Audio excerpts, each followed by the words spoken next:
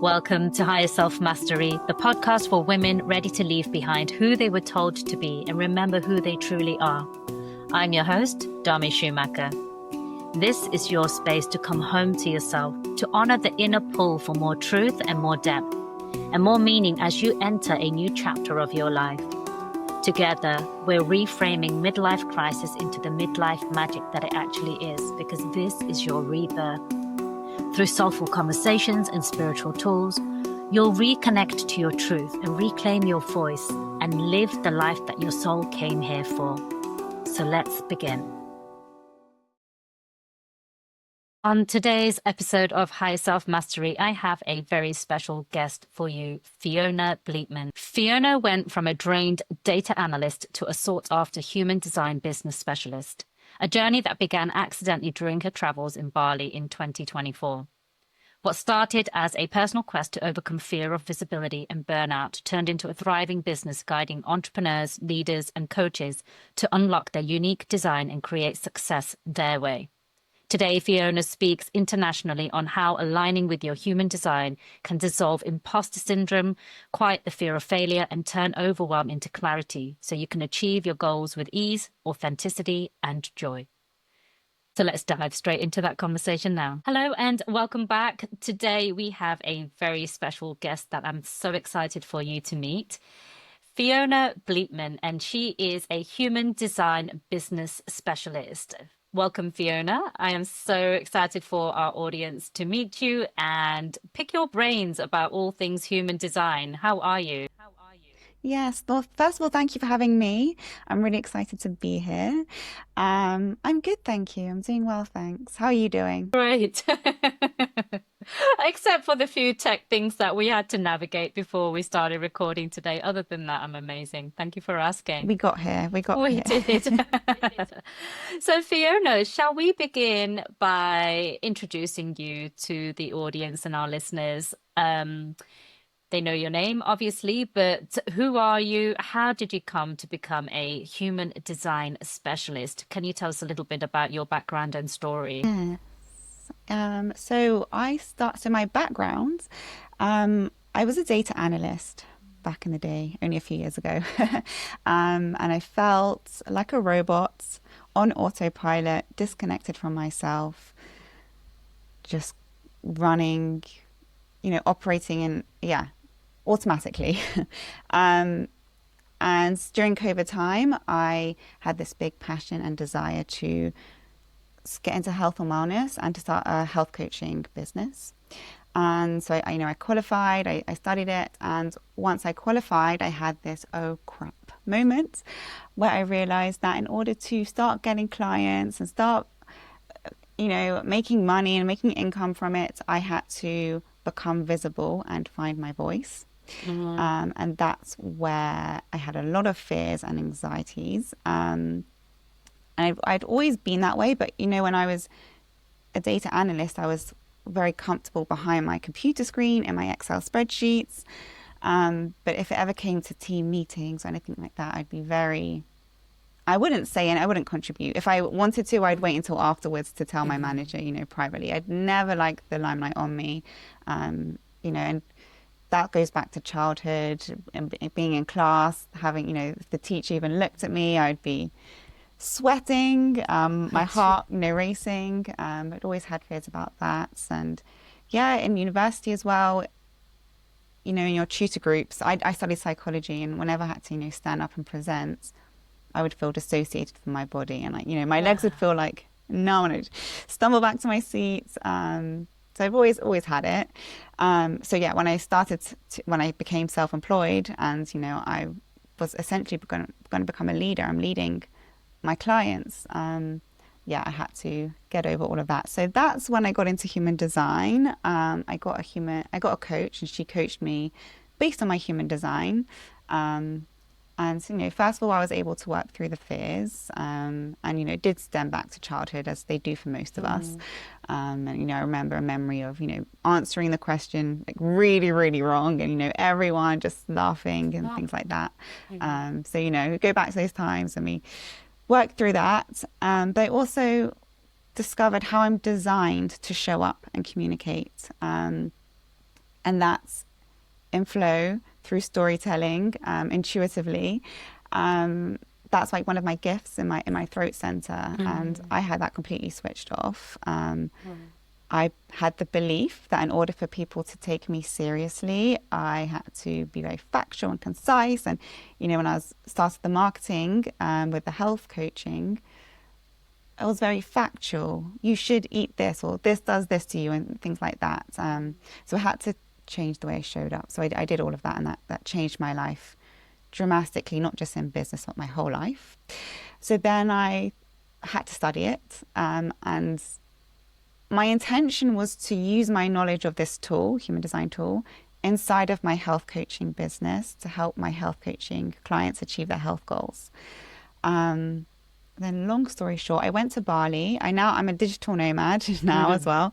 So I went to Bali to start that life off, and with the intention of growing the health coaching business. And when I got there and people found out that I had the human design knowledge, I started to get a lot of attention, and people started to ask for readings, which I wasn't offering then, but people were asking for it. So I started doing the readings, and the word spread, and I started getting messages. My friend gave me your number, things like that. And then I started to get a lot of requests for speaking events, because there's a lot of retreats in Bali as well. So I went on a few retreats as a guest speaker, and after every event I did, I started to get more clients, and I basically pivoted into going full time with the human design, and specializing in helping coaches and practitioners start and grow their own businesses.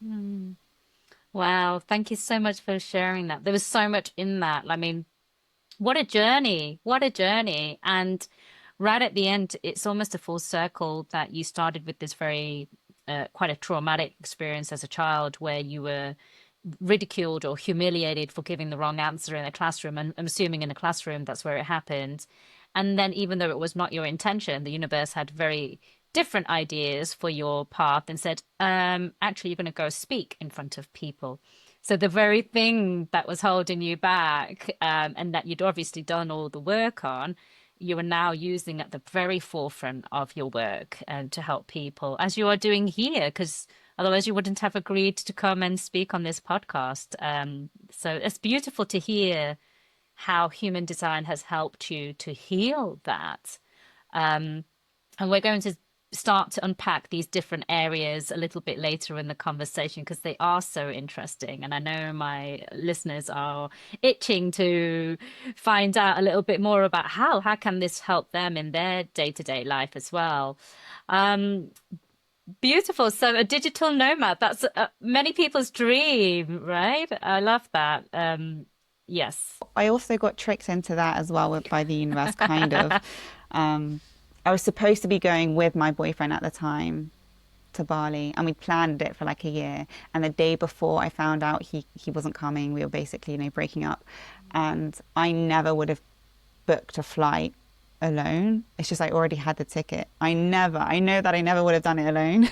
And if he did come with me and we went together, I wouldn't have started my business because I would have been very comfortable. I wouldn't have been networking and pushing myself out of my comfort zone, So yeah, got tricked into that as well. Wow. Wow. I love it. Such a big, grand plan that the universe has for each and every one of us. And we don't have to know what that is or even understand it, but just be in trust and in flow and open to it, and then just allow things to unfold for us.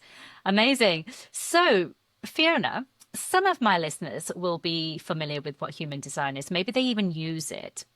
Maybe they've even had a reading before. But I know that there'll be a lot of women tuning in today who may have heard of it. Maybe, like you said, they've been to an event or a retreat or a wellness day and they've heard it, the term floating around, or someone's said it in conversation. Or maybe they've never heard of it and this is the very first time. So for those listeners, let's start right at the basic and the beginning. What is human design? How can we start to understand? Because it is a huge and complex topic. Is that not right to say? It is, isn't it? Yes. So human design is a self-knowledge system. It's based on ancient wisdoms such as the Kabbalah, the Tree of Life, the I Ching. It's also based on astrology and quantum physics. And what this system shows us is that we all have a purpose here and we're perfectly designed to achieve our purpose. We have everything we need inside of us. We have been crafted perfectly to help us achieve our things. So we have the skills, the abilities, the way we show up, the way we communicate, all those things that are naturally built within inside of us are there to help us. What happens is through growing up and going to school and our families and our friends, conditioning gets involved and that can start to pull us away from our natural way of doing things. It could even be societal expectations, how we should work, how we should learn, all those sorts of things. We're structured into this way of doing things, but that might not be the best way for us. And in terms of the business world, you might see other people really successful in the way that they're marketing or the way that they're running their business or the way that they're doing things, but that might not be the best way for you. So, if you try and push yourself into that, you can face a lot of friction, stagnation, burnout. When you're experiencing those sorts of things, something's not aligned. And when we tap into our natural way of doing things, we genuinely, and I really mean this from the bottom of my heart, we become magnetic. And I know a lot of people say that in the self-help world. I can't tell you how many experiences I've had where I've been walking down the street and making clients just from walking down the streets, or just be sitting in a cafe and just things like that. And also, with my clients as well, the things that have happened for them. So yeah, when you're showing up as your best, highest self, you're sparkling energetically and people feel that. You can't see it, but you feel it and you feel drawn. You're like, tell me more. So yeah, it's all about coming back to yourself and showing up as your best self. I love that because essentially the Higher Self Mastery podcast that's what it's about at its core. It's coming back to yourself, but we just go through different tools and routes and, because there's so many ways to become realigned and remember who we are. But personally, I began working with human design about 18 months ago. I'd heard of it many years before that, but it wasn't the right timing for me. It was just like, yeah, that's interesting. Not for me, not today. And then just out of nowhere, about 18 months ago, it was just a knowing, like, get into this, start digging deeper, start learning about this. And honestly, I cannot say in how many different ways it has really helped me to transform different areas of my life. And I have only just started to scratch the surface. And so it's really exciting that it is so involved and that it is so complex because you can work with it for such a long time. Like there is always something new to be working on or learning about in terms of yourself, but then also with the other people in your life as well. So you mentioned that it brings in like, did you say astrology or no? You Right. So that's what I actually wanted to come to. So those are the three things that you need in order to draw up your human design chart. Is that right? So your name, time of birth. Is your name important? No, just date. Just name's not important. Beg your pardon. Sorry. So your date of birth, place of birth, and time of birth, because this is about for those people who maybe haven't delved in astrology or human design, correct me if I'm wrong, this is about where the planets were positioned when you arrived and came into this human form. Is that correct? Yeah. Okay. Yeah. And So, that's planned by your soul. Yeah. beautiful. I love that. It is indeed. So, um, with that information, what do you get once you start this process of human design? Like, do you get a reading of information? How is this calculated? There's a chart that human design use, which I've printed something out here so we can show those of you who are tuning in on YouTube, you can have a look as well. How is this calculated and worked out, or are you So able? the calculation, I just use a calculator that's like beyond my knowledge. Yeah. It's yeah. So we can drop a link to the calculator if people want to find out. Amazing. And that is something people can do for free. Is that right? It's readily available. They can draw up their chart and have a look. Okay. What if they don't know their time of birth? Because I know that can be quite a common one. Yes, if you don't know the exact time, if you know morning or evening, kind of get close to it, Mm, if you can, if the hour or morning or evening. If you really, really don't know, you mm, can just put midday, 12 p.m. okay. The talents, the gates, they're called in human design, Okay. won't be accurate, but the energy type should be, Okay. is most likely to be, unless it changes on that moment that you're born. But Y- yeah, it should be the energy type should be Okay. correct, So and some of those that's core readings will be accurate, but then maybe the nuances and the details is where the subtle differences may come in if you don't know the exact details of your time of birth. Okay. So, shall we dive into what these different energy centers are, some of the information that it can help you to better understand? Do you have something you want to show, or shall I hold up what I've got here? yours is probably, well, I've got my phone. I don't know which will look better, my Okay. phone or your printing. Okay. Shall Maybe I your hold this printing will one, look even though better. the printer wasn't working very well, so I had to do some coloring in this morning. So, this is, go on, I'll let you speak. So this is what the human design chart looks like.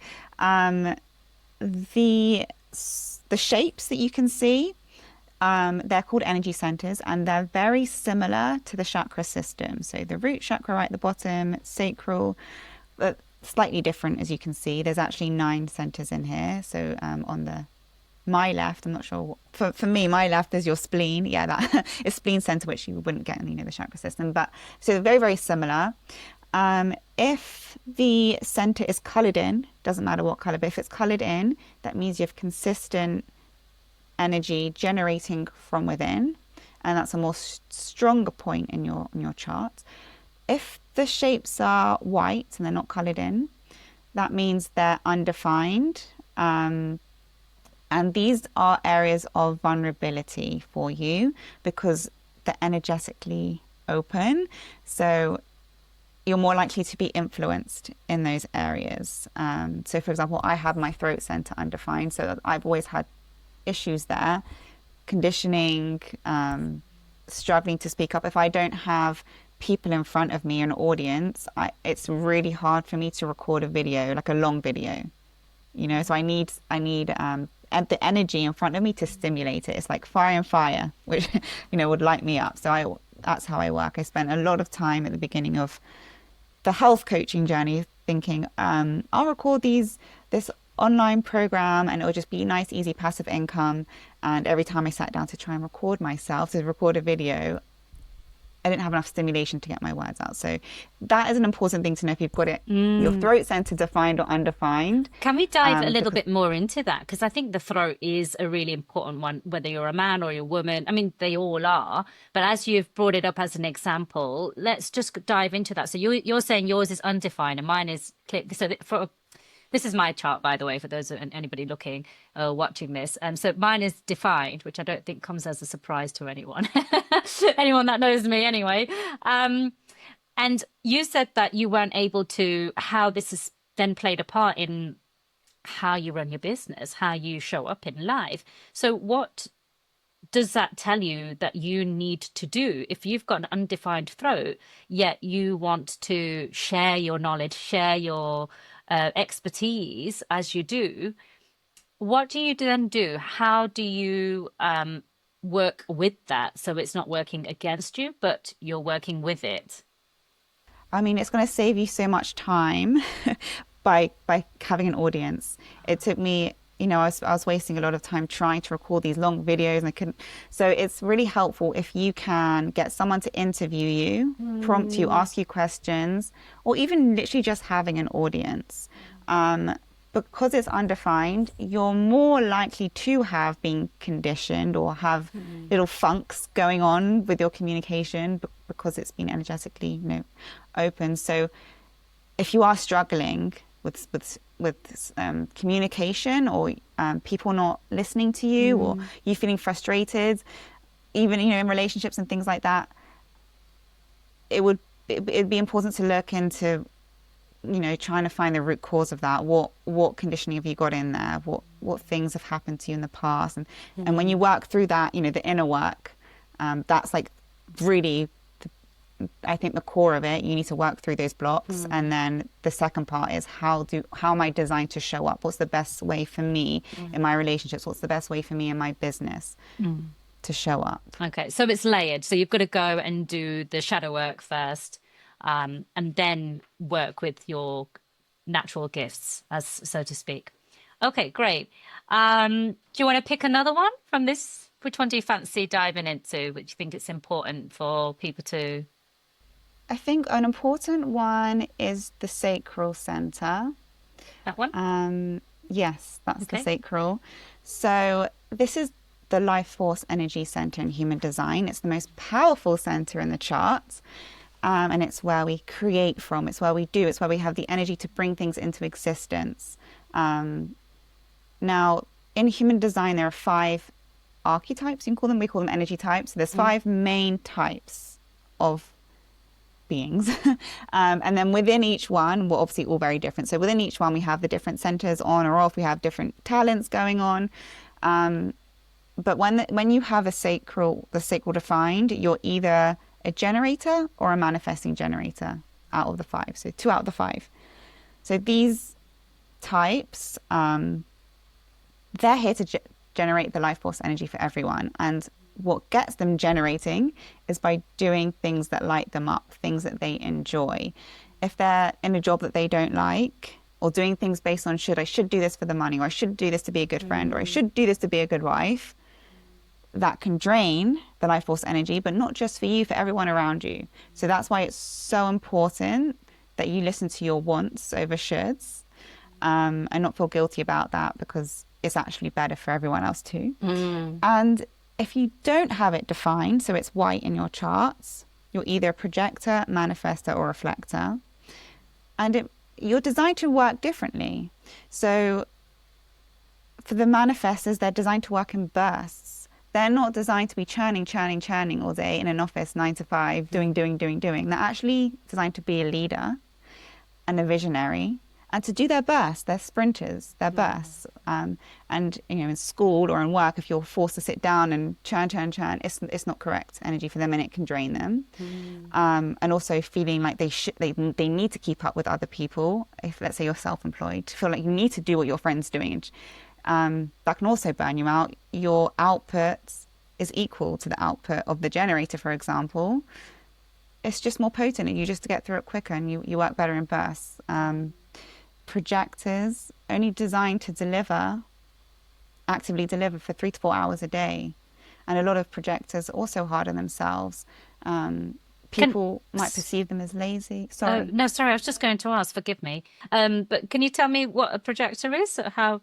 Yes. So projector, they're the wise guides.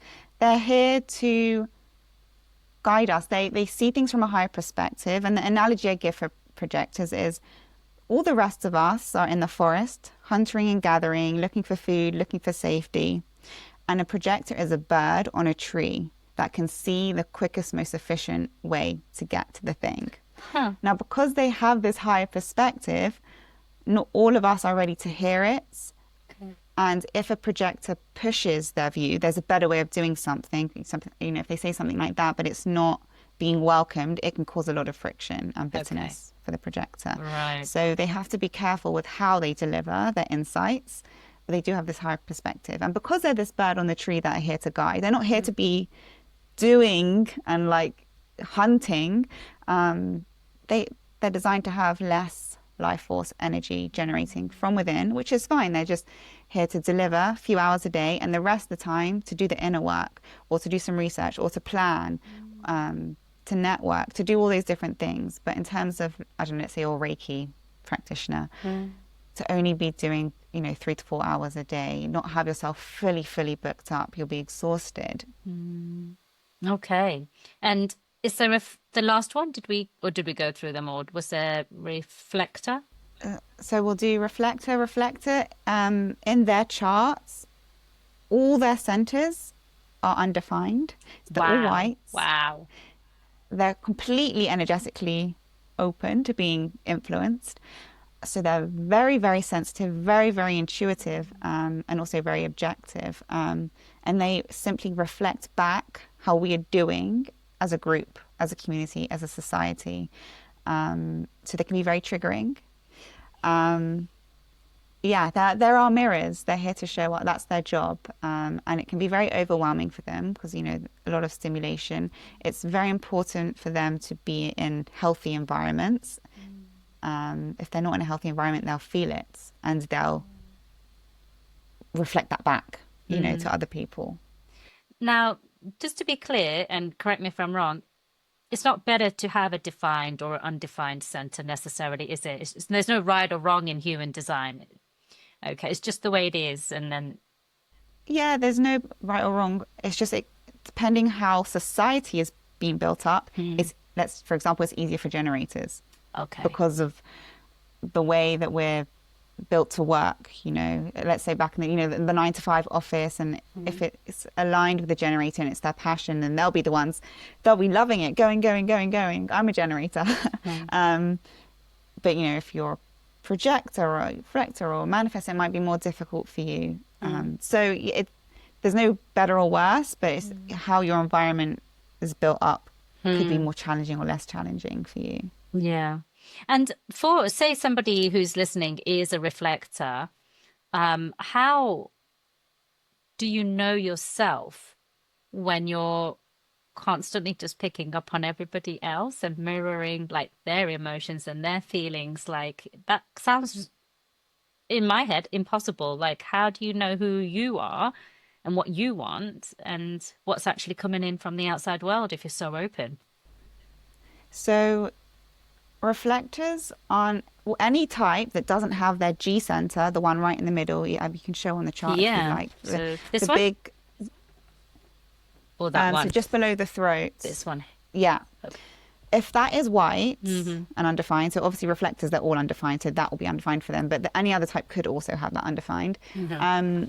You are not designed to have a fixed path or fixed identity. You're actually here to try and discover and adapt and be led by your authority, which is maybe we can get onto that next. So you're the way that you make decisions. You're not actually here to be a fixed. So anyone that has that undefined, everyone I've worked with that has that center undefined struggles with who am I? Wow. And why has my friend always known from the age of 5 that she was going to be a doctor? And my life, I've had like 10 different careers, and why haven't I found my way yet? You're not designed to have a fixed way. You're designed to try and go and have all these different experiences to grow. That's what your soul asked for. So in a sense that your reflexes will always have that question. They're not designed to be a fixed thing.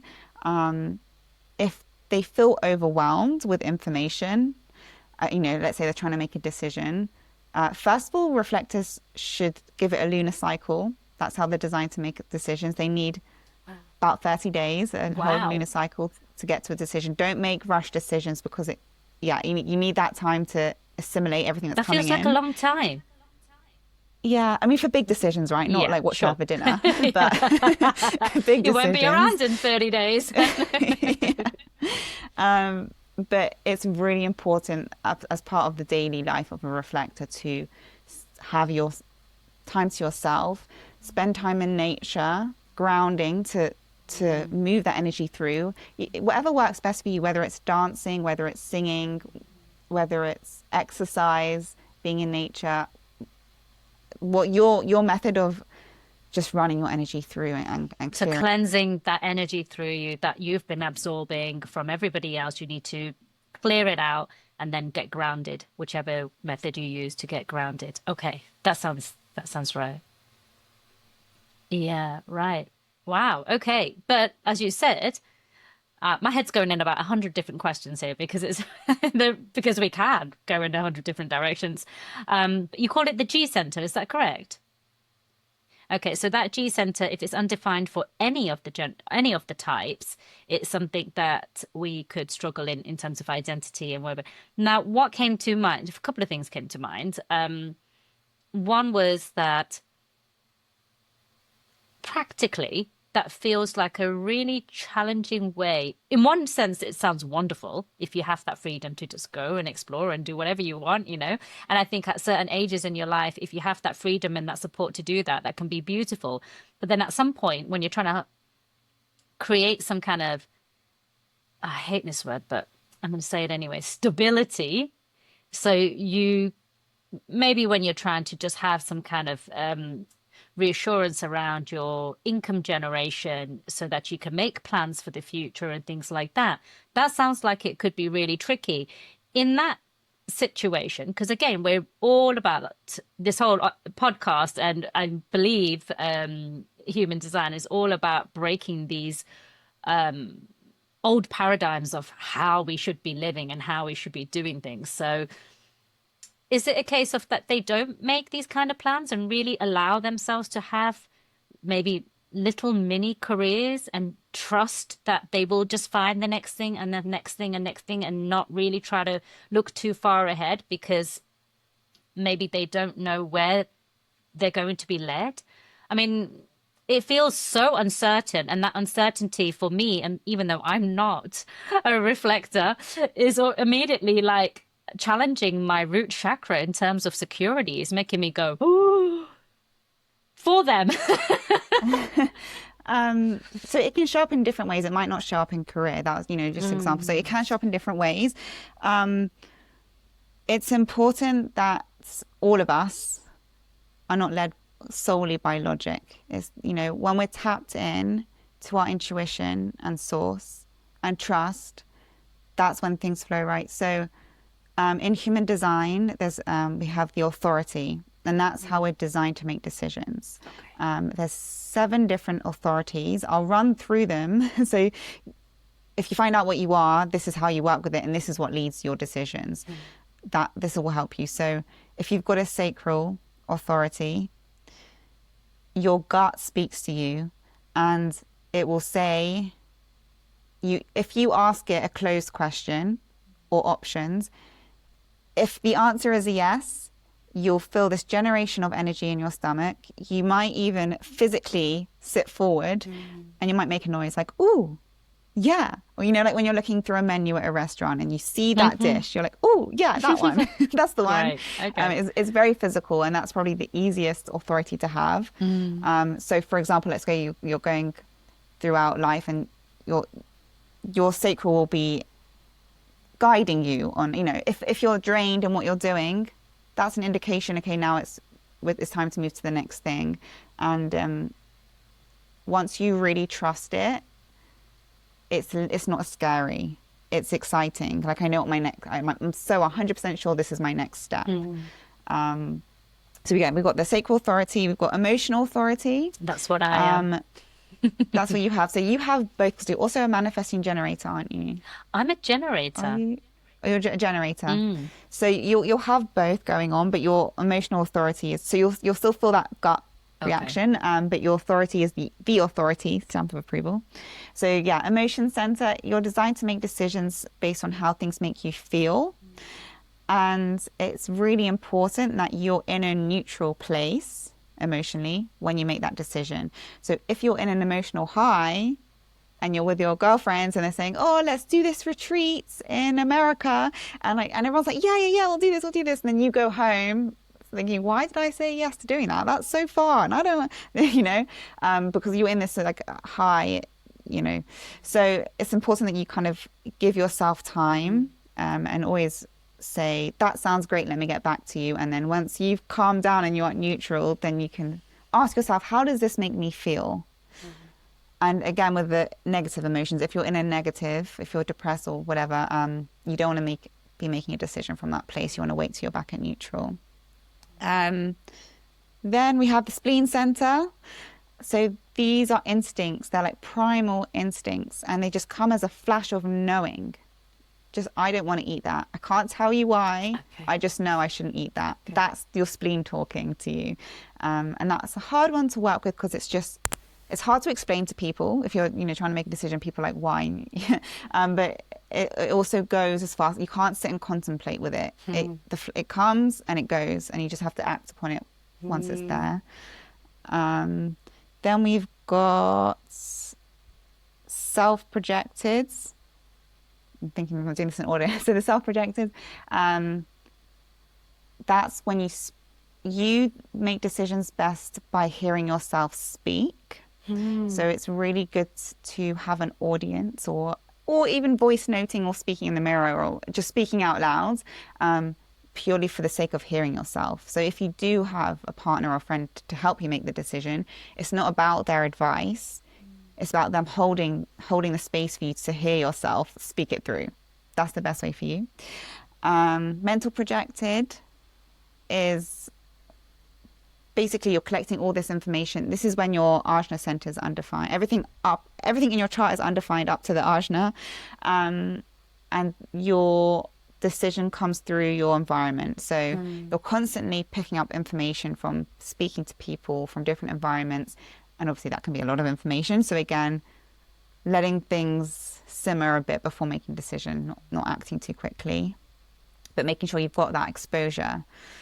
And then the reflector one, which is the lunar cycle, waiting a lunar cycle and taking in all that information and stimulation you're getting throughout the month, and then sitting with it, reflecting on it, and coming to a decision.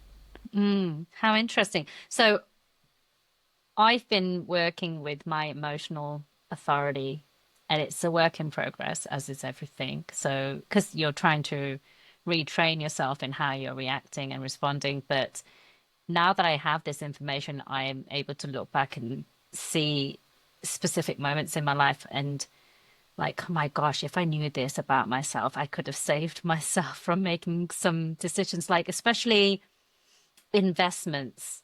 In the moment I have felt so emotionally charged and so sure that this is the right decision or a good decision for me. And I've handed over hundreds of pounds in an investment thinking this is going to be really good for the growth of my business. And not that I've just got this money sitting around, like I mean, literally on my credit card, like full trust that this is right for me, and then never ever used that product or never even opened it. And then I'm like kicking myself like, but I was so sure. I was so sure. Like it felt so good. It felt so right.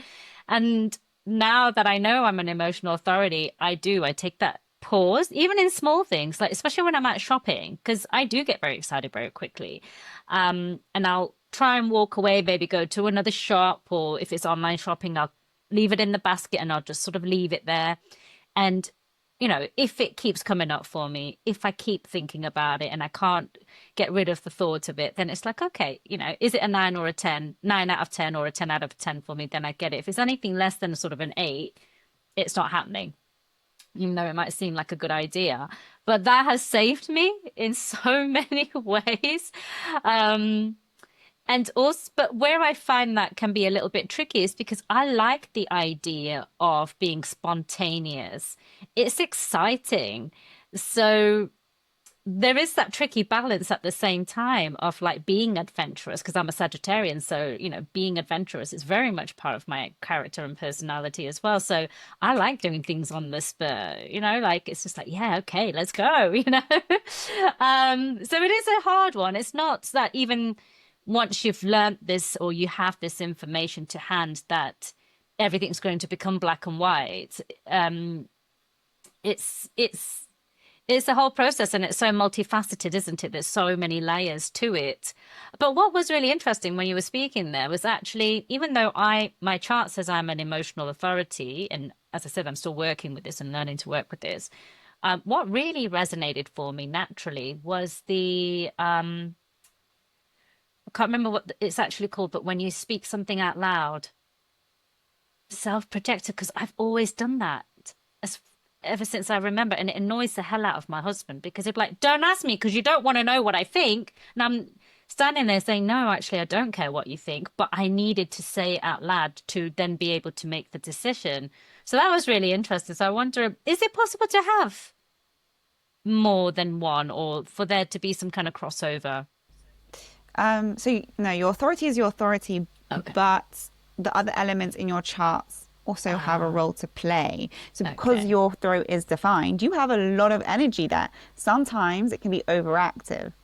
And that's why you just want to, you need to get it out. There's so much energy being generated. And your throat center is connected to your ajna, which is to do with analytical processing as well. So I know, it's intuitive, but it's also analytical processing. And so those two places are directly connected and they're defined. So there's a lot of energy from your Mm, mind and your throat to get it out. So okay. it's not a bad thing. It's supportive, but your intuition will come through your feelings. Yeah. And something to add as well is that not only is it hard for you as emotional authority, it can be hard for a person in a relationship with an emotional authority. For me, for example, so I'm sacral authority. I don't have the emotion, so I've always, all my life, just made decisions, yes or no. I don't need to wait.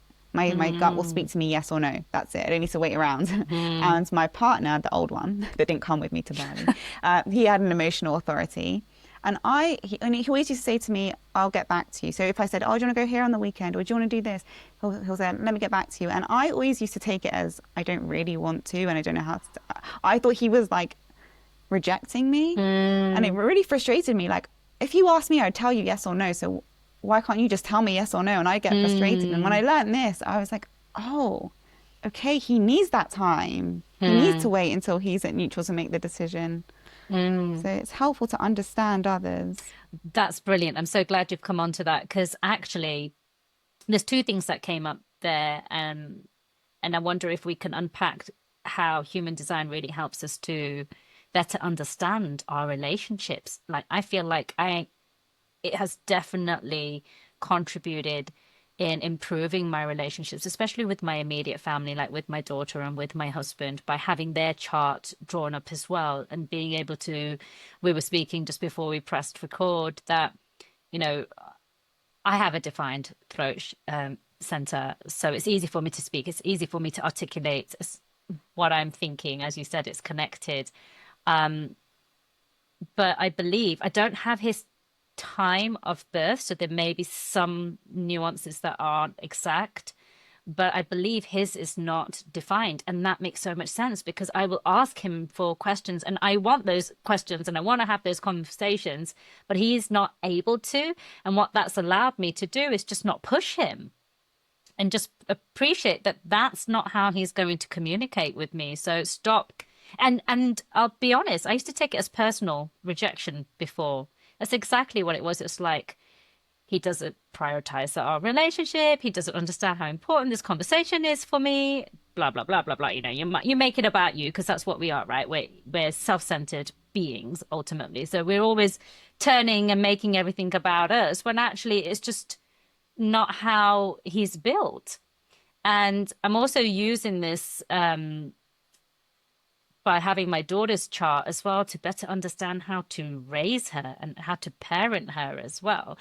So I think, first of all, of course, for those of you listening in, start with your own chart, get to know your own system and how you operate. And once you then start to get your head around it, by no means have I mastered it or do I know everything about myself, but I can say that I know the basics and I'm beginning to work with them to apply them in my life. But then if you're able to, and you have the information, is to then have your closest members of your family or the people that are dearest to you have their charts drawn up because it can massively help in relationships, can't it? As you just also gave an example as well. Oh, that's the word. Oh my God. Yes, all of those things. Like just an appreciation that, you know what, you're not built how I'm built, and I should stop putting those expectations on you. And that appreciation for everyone's uniqueness as well. And what it has also helped me to understand, what I do want to come back to in case I forget, do remind me, Fiona. You mentioned it is that which centers are connected and which aren't. So I'd like for us, if we've got time, to just unpack that a little bit more. Um, but what I also have found is it's also helped me to understand, and you may agree, you may not agree, but I've recently withdrawn my daughter from school and she's now being homeschooled. We're also in the process of, I don't like labels, but for the purposes of giving her the support that she needs, we're also in the process of getting her tested for ADHD, maybe dyslexia, and all of those kind of things. Just so we can support her. That's it. But I really don't like labels. what human design has actually seeded in my mind is that actually there really is no such thing as ADHD. This is just our way of describing a different human design type. Because as you said, we're all so unique. Um, I can, I will tell you in just a moment. I've got my phone on airplane mode, so I will be able to bring it up. Yeah, she is a manifesting generator. How did you know that? Tell me, how did you know that? Manifesting generators, first of all, they have a lot of energy, but they have a lot of different passions, skills, interests. So it's like, oh, I see this thing, this nice shiny thing here. Oh, I want to do this. Oh, this thing. Oh, Yeah, and then they jump. They're yeah, very jumpy, and it's hard for them to be focused and to be. yeah, So the I'm a generator, right? So when I knew you are yeah, as well. So we're focused. We're on our path. We're the long distance runners, the marathon runners. We're on, steady going. For manifesting yeah, generators, there's a lot of energy, but it's very sporadic, yeah, and they're designed to be that way. It's not a limitation. It's only a limitation in the schooling system. It's not actually a limitation. It's a gift because they're very skilled. They're not just skilled at human design. They'll be skilled at all astrology and Myers-Briggs and all the different personality tests, and they create this whole coaching program with all these different amazing self-knowledge systems all together because they have so many interests, and mm, bring all together. It's hard for them to stick with one thing. mm, They might start studying this and then they want to start this thing, and it's important that you allow them to mm, move around and not put pressure on them. I've spent this much money on you to do this, so you have to finish it. That can be limiting for them. It's mm. you If they're excited about something else, that's their intuition speaking through them. So universe speaking through them and guiding them. That's where their soul needs to be. And it's not about finishing. It's about taking the experience, the knowledge, the wisdom, the karma, tying it all together. You're getting me emotional because I can feel Oh, like you're emotional. because you've just helped me make a decision, right? I don't want to go off on a complete tangent, but very quickly, just to put that that relief and that it just all came together. So she's been trialing out some martial arts, and we can see how it will benefit her for focus, some discipline. Also, now she's homeschooled, like she needs to get some physical activity in as well because she doesn't have playgrounds and she's not running around with kids and things like that. She goes on a dog walk with me, and that's about it, right? Um, and my hesitation, and I said this to the teacher, and I don't expect him to understand, but it's a 9 month contract. And my biggest hesitation is what if she gets 1 month or 2 months or even 4 months into it and then turns around and says, I don't want to do this anymore. I don't want to force her. But if I've paid for 9 months, I'm sorry, but I'm not in a position to just say, oh, yeah, don't worry about it. We'll just sign you up for something else. Like, that's, I don't also want to teach her that we can be so flippant with our money and how we invest as well. So when you just said that, you've just put all the pieces together and made me go, you know what? Maybe martial arts is good for her, but not this school. We don't need to lock ourselves necessarily into a 9 month contract. So that was such a like, and it just landed with me like. But this is beautiful because a lot of our listeners have children, whether they're grown or whether they're still quite young, like my own daughter who's 10. And it's really important because whether they're questioning, that children have a label or not according to mainstream society, and I'm not saying if you feel the need to go and get those tests because it will help them in the fixed education system, then go out and get those tests. We will be going out to get those tests because she still has a desire to go back into the system at secondary school level for year 7. And so she's going to need that support because otherwise she's just going to be considered a delinquent for not being able to focus and things like that. But really, in my heart, I don't like this idea of having labels on her because, like you said, it's just her. It's just how she's made, and we're all meant to be made in such different ways, and they're all beautiful and they're all wonderfully. They bring different gifts and talents in how we operate and how we think. Um, but it also definitely really helps me when I'm trying to homeschool her and when I'm trying to parent her, which is not easy because I am a generator. So like you said, I'm there for the long marathon run, right? And I can really stick with things and I like to finish what I start. And she's really not that person. So it She's a challenged. circuits class. She really is like 20 minutes, that's it, in, out, gone. And then we're like, I'm just getting into it. And she's like off onto the next project. And I'm like, but I've just started. I've only just sat down. Yeah, so it's just so important to support this. So when Mm, she does become an adult, and let's say for example she wants to start her own business, if mm, she thought I have to find my niche and pick my one thing and do this thing, make it mm, very specific because that's what they tell us to do in the business world. And if I said I'm going to write a book, but then I didn't finish it because then I started all these different things, like she needs to be able to mm, flow with that, to try all mm. these different things. And she might not finish the book like her friend did in 1 year. Maybe it takes her 5 years, but in the meantime, she's Yeah. started all these different things and she brings it all together. So to give her that support now as a child, Yeah. it's important for the future as well. Yeah, 100%. And remember, for those of you listening, if this doesn't relate to you in terms of children, maybe you don't have children or you don't know what their charts are, but if you yourself are a manifesting generator, then this could help you to better understand why maybe you haven't stuck to things and or why it is such a challenge and why you do lose interest. And that's okay. You're not supposed to necessarily see things through for months and months or years and years, are you? Oh, it just gives you so much permission, doesn't it? Human design just it gives you so much permission to just be who you are without having some kind of finger pointing at you like you should be doing it differently or my way or this way. And it just gives you that freedom and permission. And I think that's so empowering, so freeing that everyone should go out and at least go and get a free chart done online, which we will link and put in the show notes definitely for you. Now, we could talk for hours and hours because it is such a vast subject, right? But maybe one last thing that I'll ask you, Fiona, before we start to wrap this up, because I want to be mindful of your time. You mentioned something about being connected. So for those of you not watching on YouTube, I'm just pointing at my chart just for an example. So I've got my third eye, my ajna, and my throat connected, but not connected to my heart, which was, if I'm honest, made perfect sense. But then I've got some other ones connected as well. So can you speak just a little bit more on that and what that means if people should see that on their chart? So I'll take you back to science class with the light bulbs and the wires.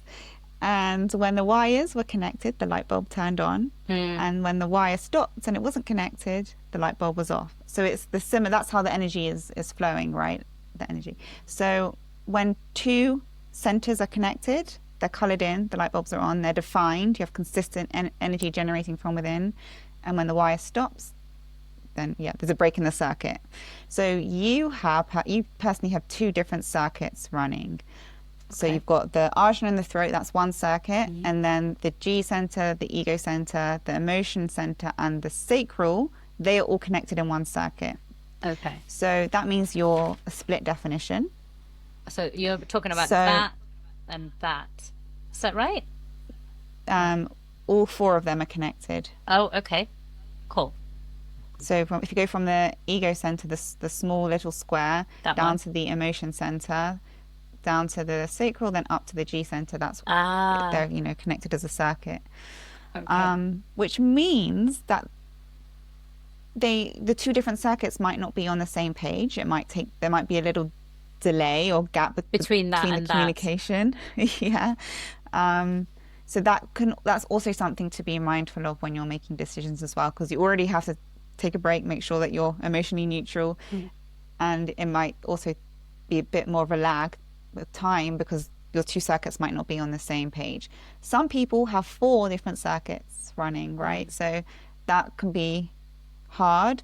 When you do have breaks in your circuit, whether you have two circuits, three, four, when you're around other people, they could close your, depending on how they're designed, they could close your Okay. circuits. So you could end up creating a whole circuit. So when you're really feel really connected to someone and you just work so well together and you're so passionate and you just create such great stuff when you're together, they're probably completing things for Oh, you in your wow. chart, well, each other. I So love how they you do said that influence. because we do use that phrase, Yeah. don't we? Somebody completes me. And that's what Yeah. we're probably talking about energetically, how we're closing each other's circuits. Yes. So I experienced that with my partner now. He closes like four things for me. He like creates like four channels for me, and I'm so creative when I'm speaking with him, when I'm around him. So yeah, so it's important to make make sure you're around other people if you do have a lot of gaps in your chart, because that can Okay. turn things on for you. But some people just have one. So I myself actually just have one circuit going on in terms of how my all my centers are connected, and I have my sacral as my authority. So I already make decisions very quickly, and I have the all my centers are speaking to each other in the same circuit. So I'm Mm, extra. I wow. just know yes or no. So you said that this was a circuit. Just want to use this as an example for because when people do go away and find their own charm, there's going to be a lot of questions. So I never I wouldn't have said that's a circuit because those two aren't closed. So it is because it's from there to there to there to there, even though that's not closed. Okay. And what about this guy all by himself? He's not attached to anyone. What does that mean? Yeah. So your root center Just and your spleen center. When I mean they're just energetically open, right. and um, when you're around someone. So let's say you've got gate 57 in the spleen center, right? Just as an example. I don't know where my. Oh yeah, Should we use here that one. we can use an easier one actually. Should we say 18 from the spleen center? So Yeah. 18 spleen Which one's my center, spleen? the left, the one on the left. Yeah. Okay. Can you Yeah. see 18? Yeah. Yeah. There. So if someone else, let's say you're in a room with someone else and they have 58, which is in the root center, Mm-hmm. they will complete that channel for you, and then your spleen center light bulb will turn on and it will be defined whilst you're with them. Oh, I see. Because I've got that defined, and you've got half a line, and if that's okay. Oh, interesting. So when you are sitting down with everybody's charts together, you can really just see that. Um, cool. So that would be true also then, if I'm not wrong, if my 32 in my, is this my spleen? So if my 32, if I'm around somebody who's got their 54 in their root activated, then that will complete me. Yeah, and you'll feel extra like energy and creativity, and you just feel more passion Ah, when that happens. right, right, okay. We're going into complex territory here. Very quickly though, Fiona, and I'm glad you kind of touched on it, because for those people who are looking or maybe looking at their own chart, following along as they're listening to us, they will probably be asking, what are all these numbers? Can you very in a short summary sort of explain what they represent? And I know from my own knowledge, they some of them are gifts. Is that right? So the numbers in the chart, if they're colored in, the number, Hmm. that means, well, they're called gates. That's the terminology, but they're your talents. So they're all talents. You can be showing up in the higher expression of that gate or a lower expression of that gate. So when I first initially start working with people, we analyze, how are you currently showing up? Are you showing up in the highest expression of your gates or a lower expression? If you're showing up in the lower expression of your gate, like I was in my throat center, because I wasn't using that gift at all with talking intuitively and flow through storytelling, Mm. we find out why, when did that start, what happened, and then we bridge that gap and take practical steps so that you're showing up and utilizing that gift in its highest expression. And that's when all the magic happens and you're able to achieve the goals that you've set out. So we're looking at the ones that are defined, the So they different can be numbers. defined or undefined. It's just if it's colored, if the number is colored. Okay. So then that's your talent. that's something to check in with ourselves to make sure that we are using it. How did you phrase it in a higher way or in a lower Yeah, higher expression or a high, lower expression. higher expression and lower expression? So for all of those that are colored in, we want to be operating in the higher expression. So that's an area of investigation that we should all have a little check in with because those are our gifts. Yeah, and they're important. You have them for a reason. You've been given them to help you achieve your purpose here. So it's not just, Okay. oh, like I just want to like be a better person. Like no, you've got a mission here. You were Yeah. reincarnated into this world to achieve this. This is what's going to help you achieve it. Okay. This is really interesting. Um, so just sort of trying to, yeah, maybe this isn't the best way because I have to color over this. I'm just wondering, because this line is coming out from number 12, Yeah. would that say Yeah. that, would that mean that that would be the colored in one? Do you think? Yes. It is? Yes. Yes. Because it So doesn't come up in my list of gifts, number 12.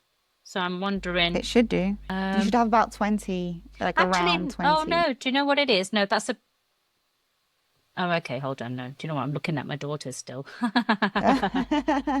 got mine printed out, and then I've got it on my phone here as well, but that's my daughter's. Okay, so that should be colored in, and that would then be one of my gifts. Okay, cool. Um, okay, we could go on, and I want to go on, but for the purposes of keeping this, you know, a nice digestible size of information for those people that are tuned in, Fiona, tell me, how can people find you? Where's the best place to find you if they really want to start exploring this more for themselves? Because this is clearly a tool that can help in relationships and careers, especially for women. Most of my ladies who tune in might be navigating different pivots in their life, you know, whether that's in their love life or their family life or children moving out of home or in their careers, just big changes that are going on at the moment.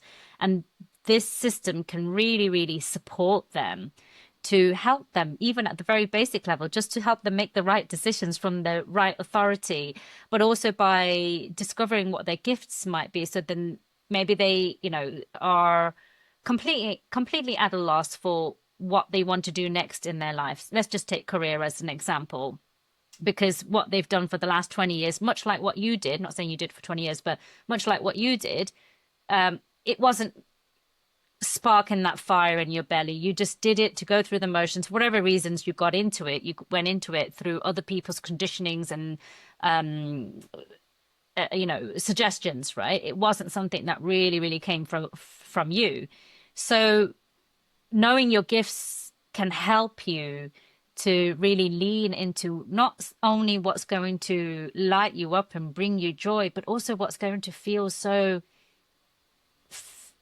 gracefully easy and where you can feel that you're flowing in life and become that magnet that, let's be honest, we all want to be that magnet. We want people coming to us, whether it's clients or whether it's relationships, you know, who doesn't want that? We all want to be magnetic. So how can people find you? How can they work with you? What capacity do you work with people? Tell us a little bit about that, please. So I offer a 1 hour human design analysis session where we see how you're currently showing up and operating and doing things. And we can see in your chart how you could be in your highest potential. And we bridge any of those gaps that we find. And you go away with an action plan and you go and take those steps. And then I offer a 3-month one-to-one coaching container where we work through the conditioning, work through overcoming the fears of judgment, fear of failure, fear of being seen, all those things, fully understanding yourself and building a business, a career, whatever your goal is to achieve that. And yeah, my website is humandesignconsultancy.com. You can find me on Instagram, fiona.humandesign. And then I'm also on LinkedIn, Fiona Bleetman. Amazing. And we'll link all of that for you in the show notes if you didn't have a pen and paper or you were walking while you're listening. So don't worry, it will all be in the show notes. Please do go check out Fiona and what she does. The first time we met and had a chat, I instantly fell in love with her energy. And let's be honest, there's a lot of human design experts, specialists out there, but I was very keen to have this conversation for all of you with Fiona. She's got the most beautiful energy, which I'm sure you've been able to experience, whether you're watching or just listening. She has this lovely, calm, reassuring energy. So please do go check her out if this is something of interest to you. Now, Fiona, we have this tradition. I have this tradition that I do with my guest speakers, where I am going to invite you to answer a question. These are not my questions; these are courtesy of Stephen Bartlett, Mr. Diary of a CEO. And now, I asked you before, so there are 3 different levels: level 1, level 2, and level 3. Level 1 is a surface level question, something simple. Level 3 is your deep, dark secrets. What level would you like to answer today? The deep, dark, was it? The deep level. Dark, dirty secrets. Only kidding. Okay. Yeah, I love it. That's my kind of conversation. Okay, so this question was written by Liver King. Not sure who that is, I'll be perfectly honest. And the question is, what is the hardest thing? This is, sorry, I just had to pause there because this is the very same question that came up for my last guest. How interesting. And I did just shuffle it. Anyway, what is the hardest thing you've ever done in your life? It's between taking that flight to Asia alone and doing my first public speaking event. I think both of them par on par. Yeah, and they both turned out amazingly. Is that right? Yeah. And what I have to say as well is I've noticed that our biggest challenges as people is usually what turns into our greatest strength and what we are then here to lead people through. So if you are going through something really scary and really uncomfortable and really tough, just know that it's probably going to turn into a gift at some stage. Beautiful. Oh, those are amazing words to finish on. Thank you so much, Fiona, for sharing your depth of knowledge and your expertise. I'm absolutely certain that you've sparked an interest for human design in so many of our listeners today, or for those of them who've been already working with it, been able to take this a little bit deeper so they can better understand how to navigate life. So thank you so much for taking the time to be here with us. It's been an absolute pleasure, and I've really enjoyed this conversation. Thank you, me too. I'm so grateful to be here. Thank you. You're welcome. Thank you for joining me on this episode of Higher Self Mastery. If something landed, moved you, or sparked a shift, I'd love to hear from you. Be sure to follow, subscribe, and share this episode with a woman in your life that is also ready to rise. And if you found value in today's conversation, please take a moment to rate and review this podcast, especially in these early days. It really helps others to find this work too. If you're craving deeper support and sisterhood, join my mailing list using the link below, where you'll be the first to receive free meditations, learn about up-and-coming retreats, and other ways that we can work together. Until next time, honor your truth and trust in the timing of your becoming.